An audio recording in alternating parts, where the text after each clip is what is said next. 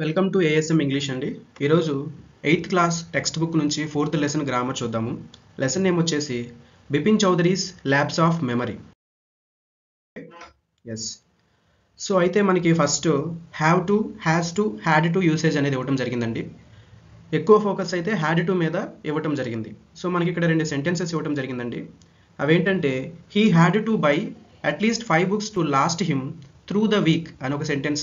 దీంట్లో had టుని highlight చేయడం జరిగింది. రెండవ sentence Bipin had to ask Chuni to leave. ఇక్కడ కూడా హ్యాడ్ టుని హైలైట్ చేయడం జరిగింది. ఇక యూసేజ్ ఎలా ఉందంటే అండి, had to is used to show that it was very important or necessary for Bipin Babu to do something. He had no choice. We can use have to, has to in the same way. Had to అనేటటువంటిదండి ఇక్కడ పైన ఇచ్చినటువంటి 2 sentence కూడా text బుక్లో నుంచి ఇచ్చినవి. బిపిన్ బాబు అలాగా చేయవలసి వచ్చింది అని చెప్పేటటువంటి మీనింగ్లో ఉపయోగించడం జరిగింది హ్యాడ్ టుని. అయితే సో అలాంటి సందర్భం ఎలా అంటే మనకి వేరే చాయిస్ ఏమీ ఉండదు. అలాంటి సందర్భంలో ఒకే చాయిస్ ఉంటుంది కాబట్టి అలాగే చేయవలసి వచ్చింది అని చెప్పే క్రమంలో హ్యాడ్ టు ఉపయోగిస్తాము అని చెప్పారు. సో హ్యాడ్ టుని ఎలాగ ఉపయోగించామో పాస్ట్లో చేయబోయేటటువంటి వర్క్ దానికి సంబంధించి హ్యావ్ టు, హ్యాస్ టును ఉపయోగిస్తాము అని చెప్తున్నారు. ఇక్కడ గమనిస్తే హీ హ్యాడ్ టు బై, అతను కొనవలసి వచ్చింది అని చెప్తున్నారు. అదేవిధంగా సెకండ్ సెంటెన్స్లో Bipin had to ask, Bipin అడగవలసి వచ్చింది అని ఓకే, గతంలో అలా చేయవలసి వచ్చింది అని చెప్పడానికి హ్యాడ్ టు ఉపయోగిస్తాం. అదే హ్యావ్ టు, హ్యాజ్ టుని నేను అది చెయ్యాలి, ఇది చెయ్యాలి అని చెప్పడానికి హ్యాజ్ టు, హ్యావ్ టు ఉపయోగిస్తాం అనమాట. Okay, fill in the blanks below using had to, have to, has to. had to, have to, has to ఉపయోగించేసి కొన్ని బ్లాంక్స్ని ఫిల్ చేయమని 7 సెంటెన్సెస్ ఇవ్వడం జరిగిందండి. చూద్దాం. First sentence I dash cut my hair every month. Every month నా హెయిర్ని cut చేయాలి అని చెప్తున్నాం. చెయ్యాలి అంటే హ్యావ్ టు కానీ హ్యాస్ టు కానీ, చేయవలసి వచ్చింది అంటే హ్యాడ్ టు. సబ్జెక్ట్ ఐ కాబట్టి I have to cut my hair every month అని చెప్తాం. Second sentence we dash go for swimming lessons last year. Last year చేశాడు కాబట్టి లాస్ట్ ఇయర్ అయిపోయింది, పాస్ట్, చేయవలసి వచ్చింది అనే మీనింగ్ రావాలి కాబట్టి we had to go for swimming lessons last year అని చెప్తాం. నెక్స్ట్ అండి she dash tell the principal the truth. ఇక్కడ పాస్ట్ ప్రజెంట్ అనేవి ఏమీ తెలియట్లేదండి కాబట్టి 2 అప్లికబుల్ అవుతాయి. She has to tell the principal the truth అంటే ఆమె ప్రిన్సిపల్కి నిజం చెప్పాలి అని అర్థం. లేదా she had to tell the principal the truth అంటే మాత్రం ఆమె ప్రిన్సిపల్కి నిజం చెప్పవలసి వచ్చింది అనే మీనింగ్లో ఉపయోగిస్తాం. అయితే మనకి లెసన్ ఎక్కువగా హ్యాడ్ టు మీద ఫోకస్ చేయడం జరిగింది. సో ఫోర్త్ సెంటెన్స్ కూడా సేమ్ అలాగే ఉంటుందండి. They dash take the baby to the doctor. ఇక్కడ కూడా they had to take the baby to the doctor అంటే డాక్టర్ దగ్గరికి బేబీని తీసుకువెళ్ళవలసి వచ్చింది అనే మీనింగ్ వస్తుంది. అలా కాకుండా they have to take the baby to the doctor అంటే వాళ్ళు బేబీని డాక్టర్ దగ్గరికి తీసుకువెళ్ళాలి అనే మీనింగ్ వస్తుంది. 2 అప్లికబులే అవుతాయండి. ఓకే, నెక్స్ట్ తర్వాత సెంటెన్స్ కూడా అంతే అండి. ఫిఫ్త్ కూడా we dash complaint to the police about the noise. ఈ నాయిస్ డిస్టర్బెన్స్ గురించి పోలీస్కి కంప్లైంట్ చేయాలి లేదా చేయవలసి వచ్చింది, 2 అప్లికబుల్ అవుతాయండి. హ్యాడ్ టు అంటే చేయవలసి వచ్చింది, పోలీస్కి కంప్లైంట్ చేయవలసి వచ్చింది, అంత న్యూసెన్స్ క్రియేట్ చేశారు. లేకపోతే వీ హ్యావ్ టు కంప్లైంట్ అంటే పోలీస్కి కంప్లైంట్ చేయాలి, వీళ్ళు న్యూసెన్స్ చేస్తూ ఉన్నారు. సో అలాగా హ్యాడ్ టు అప్లికబుల్ అవుతుంది, హ్యావ్ టు కూడా అప్లికబుల్ అవుతుంది. Romit dash finish his homework before he would come out to play. Okay right. So ఇక్కడ మనం హ్యాడ్ టు రాస్తామండి. ఈ రోమిత్ అనేటటువంటి వ్యక్తి ఆడుకోవడానికి వెళ్ళటానికి గాను అతను తన హోంవర్క్ను పూర్తి చేయవలసి వచ్చింది అని మీనింగ్లో ఉపయోగించాం. నెక్స్ట్ అండి I dash repair my cycle yesterday. Yesterday అని మనకు క్లియర్గా తెలుస్తుంది. సో గతంలో అంటే చేయవలసి వచ్చింది అంటే హ్యాడ్ టు ఉపయోగిస్తాం. సో మనం కాంటెక్స్ట్ని బేస్ చేసుకొని లేదా పాస్ట్ని రిఫర్ చేసేటటువంటి వర్డ్ని రిఫర్ చేసుకొని had to, have to, has టుని ఉపయోగిస్తామండి. Okay right. మనకి కొన్ని ఇడియోమాటిక్ ఎక్స్ప్రెషన్స్ కూడా ఈ లెసన్లో ఇవ్వడం జరిగిందండి. సో ఆ ఇడియోమాటిక్ ఎక్స్ప్రెషన్స్ ఈ స్టోరీలో ఉన్నవి మనకి డిక్షనరీలో రిఫర్ చేయమని అడుగుతున్నారు.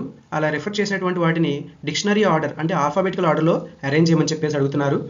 సో ఈ వర్డ్స్ అన్నీ కూడా నౌన్ కాలం కిందో, వర్బ్ కిందో, యాడ్జెక్టివ్ కిందో, యాడ్వర్బ్ కిందో ఇచ్చినటువంటి వర్డ్స్లో ఆ కనెక్టెడ్ వర్డ్ కింద ఇడియమ్స్ అని ప్రత్యేకంగా ఒక చిన్న సైడ్ హెడింగ్ లాంటిది పెట్టి డిక్షనరీ కాలంలో ఇస్తారు. సో అలాగా మనం ఈ ఇడియమ్స్ యొక్క మీనింగ్స్ని ఫైండ్ అవుట్ చేయాలి అని అంటున్నారు. అయితే సో మనకి ఒక టేబుల్ అనేది టెక్స్ట్ బుక్లో ఇవ్వడం జరిగింది. సో ఒక ఇడియము, ఆ ఇడియము ఏ వర్డ్ కింద లిస్ట్ చేయబడింది అనేటటువంటిది. సో ఇక్కడ ఇడియమ్స్ చూస్తే ఎట్ అని రాయొచ్చు, ఫ్రమ్ అని రాయొచ్చు అండి. ద క్లోజ్ క్వార్టర్స్, ఇక్కడ క్లోజ్ అంటే యాడ్జెక్టివ్ కాలం కింద మనం క్లోజ్ అనే వర్డ్ దగ్గర రిఫర్ చేస్తే ఇడియం కూడా ఉంటుందండి. ఆ రకంగా అన్ని ఇచ్చాడు. Break in to a smile అంటే బ్రేక్, ఇక్కడ బ్రేక్ అనేది వర్బ్గా ఉపయోగించడం జరిగింది. అంటే బ్రేక్ వర్బ్ అక్కడ మనం ఈ ఇడియంని ఫైండ్ అవుట్ చేయొచ్చు. క్యారీ ఆన్, క్యారీ అనేటటువంటి వర్బ్ అనేటటువంటి క్యారీ అనే వర్బ్ దగ్గర ఆ లిస్ట్లో మనము ఆ డిక్షనరీ కాలం దగ్గర క్యారీ ఆన్ అనే ఇడియం యొక్క మీనింగ్ని ఫైండ్ అవుట్ చేయొచ్చు. హ్యావ్ అ క్లీన్ రికార్డ్, ఇక్కడ క్లీన్ అనేది అడ్జెక్టివ్గా వాడటం జరిగింది, రికార్డ్ అనేది నౌన్గా వాడటం జరిగిందండి. సో క్లీన్ దగ్గర కానీ రికార్డ్ ఎక్కడైనా సరే మనము హ్యావ్ అ క్లీన్ రికార్డ్ అనేది ఫైండ్ అవుట్ చేయొచ్చు డిక్షనరీలో. బీట్ అబౌట్ ద బుష్, ఇక్కడ బీట్ అనేది వర్బ్ అండి. ఆ వర్బ్ దగ్గర బీట్ వర్బ్గా ఎక్కడ ఉపయోగించారు డిక్షనరీలో, వర్బ్ కాలం దగ్గరికి వెళ్తే మనం బీట్ అబౌట్ ద బుష్ అనేటటువంటి ఇడియం యొక్క మీనింగ్ని మనం చూడొచ్చు. సో దీంతో పాటుగా మనల్ని ఆల్ఫాబెటికల్ ఆర్డర్లో అరేంజ్ చేయమని చెప్పేసి కూడా అడిగాడు కదండి. సో ఈ లిస్ట్ ఒకటి ఇచ్చేసి ఇడియమ్స్, ఆల్ఫాబెటికల్ ఆర్డర్ అంటే మీకు తెలుసు ABCD ఆర్డర్ అనమాట. సో అలా ఆర్డర్లో అరేంజ్ చేస్తే ఫస్ట్ వచ్చేసి మనకి బీట్ అబౌట్ ద బుష్ వస్తుంది. సో దాని తర్వాత వచ్చేసి బ్రేక్ ఇంటూ ఆ స్మైల్ వస్తుంది. రెండు బీతో స్టార్ట్ అయ్యాయండి కాబట్టి ఆ లెటర్ను ఒమిట్ చేస్తాము. తర్వాత లెటర్ ఈఆర్లో ఈ ఫస్ట్ వస్తుంది కాబట్టి బీట్ అబౌట్ ద బుష్ రాసాము. తర్వాత బ్రేక్ ఇంటూ ఆ స్మైల్ రాసాము. థర్డ్ సి కాబట్టి క్యారీ అని చెప్పేసి రాస్తాము. సో తర్వాత వచ్చేసి హ్యావ్ అ క్లీన్ రికార్డ్ వస్తుంది. లాస్ట్లో వచ్చేసి ఎట్టారా ఫ్రమ్ క్లోజ్ క్వార్టర్స్. ఇది ఆల్ఫాబెటికల్ ఆర్డర్ అండి. సో డిక్షనరీ ఆర్డర్ అన్న కూడా ఇదే. నెక్స్ట్ అండి వీటికి మీనింగ్స్ అనేవి ఫైండ్ అవుట్ చేయమని చెప్పేసి అన్నారు. సో మీనింగ్స్ ఇక్కడ ఇవ్వడం జరిగిందండి. ఎట్ కానీ లేదా ఫ్రమ్ కానీ, క్లోజ్ క్వార్టర్స్ అంటే నియర్ బై అనే మీనింగ్ అండి, బ్రేక్ ఇంటూ అ స్మైల్ అంటే స్మైల్ సడన్లీ అని, క్యారీ ఆన్ అంటే కంటిన్యూ ద టాస్క్ అనే మీనింగ్ అండి, హ్యావ్ అ క్లీన్ రికార్డ్ అంటే క్లీన్ కాండక్ట్ అని చెప్పేసి అర్థం అండి, ఎటువంటి మచ్చ లేనటువంటి కాండక్ట్ అనమాట. బీట్ అబౌట్ బుష్ అంటే not to talk in a straight forward manner. So ఉన్నట్టుగా మాట్లాడకుండా చుట్టూ తిరిగి మాట్లాడతారు. తెలుగులో డొంక తిరుగుడు సమాధానాలు అంటారు కదా, అలాగండి. ఓకే, ఇడియోమాటిక్ ఎక్స్ప్రెషన్స్ గురించి ఇంకొన్ని ఎక్సర్సైజ్లు అనేవి ఇవ్వడం జరిగిందండి. సో ఇక్కడ చూద్దాం మనం. Given below are jumbled sentence, మనకి జంబుల్డ్ సెంటెన్స్ కూడా ఇవ్వడం జరిగిందండి. సో ఇది ఎగ్జామ్కి చాలా ఇంపార్టెంట్. సో ఒక సెంటెన్స్లో ఉన్న వర్డ్స్ అన్నిటిని జంబుల్డ్ చేసి వాటిని కరెక్ట్ ఆర్డర్లో ఏమంటున్నాను. అంతేకాకుండా ఆ జంబుల్డ్ వర్డ్స్లో ఉన్నటువంటి సెంటెన్స్లో ఒక ఇడియోమాటిక్ ఎక్స్ప్రెషన్ కూడా ఉందంటున్నారు. ఆ ఇడియోమాటిక్ ఎక్స్ప్రెషన్ మీనింగ్ని కూడా ఫైండ్ అవుట్ చేయమంటున్నారు డిక్షనరీ రెఫర్ చేసి. సో ఒక సెంటెన్స్ ఇక్కడ చూడండి, vanished the car seemed to into thin have air అని చెప్పేసి ఇచ్చారు. సో దీనికి ఎగ్జాంపుల్గా వాళ్ళే ఆన్సర్ ఇవ్వడం జరిగిందండి టెక్స్ట్ బుక్లో. The car seemed to have vanished into a thin air అని చెప్పేసి ఇచ్చారు. అయితే ఈ సెంటెన్స్లో ఉన్న ఇడియోమాటిక్ ఎక్స్ప్రెషన్ వచ్చేసి వానిస్డ్ ఇంటూ థిన్ ఎయిర్ అని చెప్పేసి అన్నాడు. సో ఈ ఇడియోమాటిక్ ఎక్స్ప్రెషన్ యొక్క మీనింగ్ ఏంటంటే డిసపియర్ అని, లేదా వానిస్డ్ ఇన్ ద మిస్టీరియస్ వే అని చెప్పేసి అర్థం, కనిపించకుండా పోవటం. సో ఇలాగా మనకి కొన్ని ఎక్సర్సైజులు చేయమన్నారు. అంటే మనం జంబుల్డ్ వర్డ్స్, సెంటెన్స్లో ఉన్న జంబుల్డ్ వర్డ్స్ని రీఅరేంజ్ చేసి ప్రాపర్గా రాయటం నేర్చుకుంటాము. అదేవిధంగా ఇడియోమాటిక్ ఎక్స్ప్రెషన్ దాని మీనింగ్ నేర్చుకోవాలి. ఓకే, ఫస్ట్ ఎగ్జాంపుల్ స్టార్ట్ చేద్దాం. Stop and tell me beating about what you want the bush అని చెప్పేసి ఉన్నారు. సో ఈ వర్డ్స్ అన్నిటిని మనం ఒక ఆర్డర్లో రాస్తే సెంటెన్స్ వచ్చేసి stop beating about the bush and tell me what you want. ఇది ప్రాపర్ సెంటెన్స్. సో దీంట్లో ఇడియోమాటిక్ ఎక్స్ప్రెషన్ వచ్చేసి బీటింగ్ అబౌట్ ద బుష్ అండి. సో దీని మీనింగ్ ఏంటంటే బీటింగ్ అబౌట్ ద బుష్ అంటే avoid talking about subject directly. ఉన్న విషయాన్ని డైరెక్ట్గా మాట్లాడకుండా చుట్టూ తిరిగి మాట్లాడతారు, డొంక తిరుగుడుగా మాట్లాడతారు అంటారు కదా, అలాగండి. నెక్స్ట్ సెకండ్ సెంటెన్స్ వచ్చేసి don't pay if you attention you might the wrong train to the announcement board. అలాగా జంబుల్ చేసి ఇచ్చారు. దీన్ని ప్రాపర్గా అరేంజ్ చేస్తేనండి, if you don't pay attention to the announcement you might board the wrong train అని చెప్పేసి రాస్తాం. సో పే అటెన్షన్ టు అనేటటువంటిది ఇడియోమాటిక్ ఎక్స్ప్రెషన్ అండి. సో దాని మీనింగ్ వచ్చేసి లిజన్ కేర్ఫుల్లీ. సో ఇలా రాయాల్సి ఉంటుందండి. ఇంకొన్ని ఎగ్జాంపుల్స్ ఉన్నాయి. థర్డ్ సెంటెన్స్ అండి, the villagers tried the crime on the young women to pin. So దీన్ని మనం కరెక్ట్ ఆర్డర్లో రాస్తానండి. The villagers tried to pin the crime on the young women అని చెప్పేసి వస్తుందండి. సో దీంట్లో ఉన్న idiomatic expression to pin the crime on అని చెప్పేసి అండి. సో ఈ ఇడియం యొక్క మీనింగ్ ఏంటంటే to pin the crime on somebody అని ఉంటుందండి. దాని మీనింగ్ వచ్చేసి ascribe the blame or guilt for something on somebody. So వేరే వాళ్ళని నిందించడం, వేరే వాళ్ళ మీద నింద మోపటము అనే మీనింగ్లో ఉపయోగిస్తాం. నెక్స్ట్ ఫోర్త్ అండి, Bipin Babu orders to telling people under loud doctors eat early that he was. So ఈ జంబుల్ వర్డ్స్ అని కరెక్ట్ ఆర్డర్లో రాస్తేనండి, Bipin Babu loud telling people that he was under doctors orders to eat early. So under orders అనేది idiomatic expression అండి. So దాని meaning వచ్చేసి under the instructions అని చెప్పేసి మీనింగ్ అండి. నెక్స్ట్ ఫిఫ్త్ అండి, the students the teacher his eyebrows when said that all their lessons raised they had revised. So proper ఆర్డర్లో ఈ సెంటెన్స్ రాస్తే the teacher raised his eyebrows when the students said that they had revised all the lessons. So idiom వచ్చేసి raised his eyebrows అండి. దీని meaning వచ్చేసి showed his resentment. So resentment అంటే so పిల్లలు తప్పు చెప్పినప్పుడు టీచర్ కోపంగా చూడటము, అలాగండి. మీరు చేశారా అన్నట్లుగా ఒకలాంటి యాంగర్ ఎక్స్ప్రెషన్ ఇవ్వటాన్ని షోడ్ హిజ్ రిసెంట్మెంట్ అని చెప్పేసి అంటారు.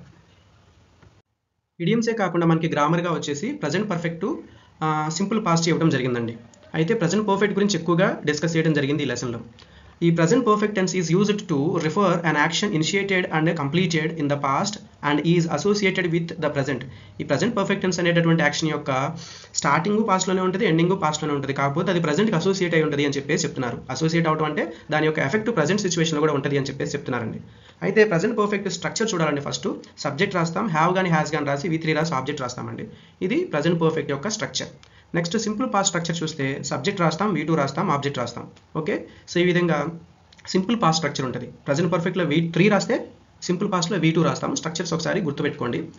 ఓకే రైట్, ఇక్కడ ఎగ్జాంపుల్ ఇచ్చారండి ప్రజెంట్ పర్ఫెక్ట్కి సంబంధించి. I have seen the Taj Mahal అని చెప్పేసి అంటున్నారు. ప్రజెంట్ పర్ఫెక్ట్లో వాడారు కాబట్టి అతను తాజ్ మహల్ చూడటం అనేది పాస్ట్లో జరిగినా దాని ఎఫెక్ట్ అతను మాట్లాడే సమయంలో అంటే ప్రజెంట్లో ఉండాలి. అంటే దాని యొక్క బ్యూటీ, దాని యొక్క స్ట్రక్చరు, ఇన్ఫ్రాస్ట్రక్చరు అన్నీ కూడా తన మైండ్లో ఉన్నాయి అని చెప్పేసి అర్థం అనమాట ఇక్కడ.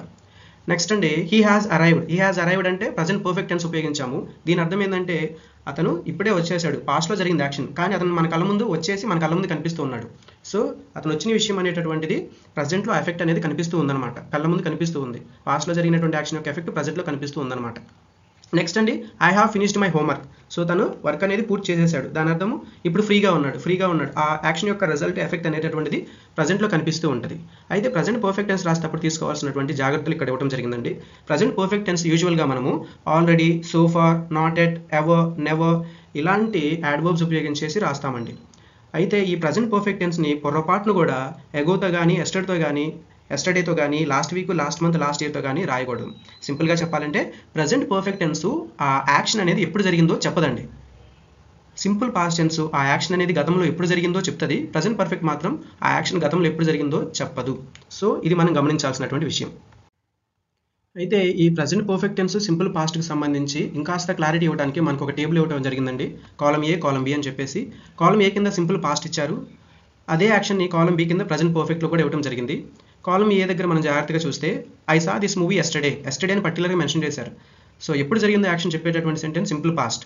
సో బి కాలం దగ్గరికి వస్తే I have seen this movie already, ఇంతకు ముందే చూసాను అంటున్నాడు కానీ ఇంతకుముందు ఎప్పుడో చెప్పట్లేదు. సో కాబట్టి ఇది present perfect tense. Second sentence దగ్గరికి వస్తే Bipin Babu worked here for a week last year. అతను ఎప్పుడు వర్క్ చేశాడో చెప్తున్నారండి, లాస్ట్ ఇయర్లో వర్క్ చేశారు అని చెప్పేసి, కాబట్టి సింపుల్ పాస్ట్.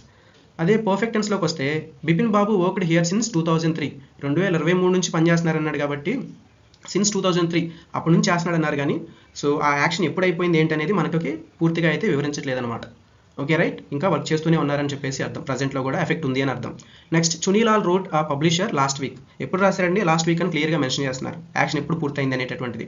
అయితే ప్రజెంట్ పర్ఫెక్ట్ టెన్స్లో Chunilal has written to publishers రాశారన్నారు కానీ ఎప్పుడు అనేది మనకు తెలియదు.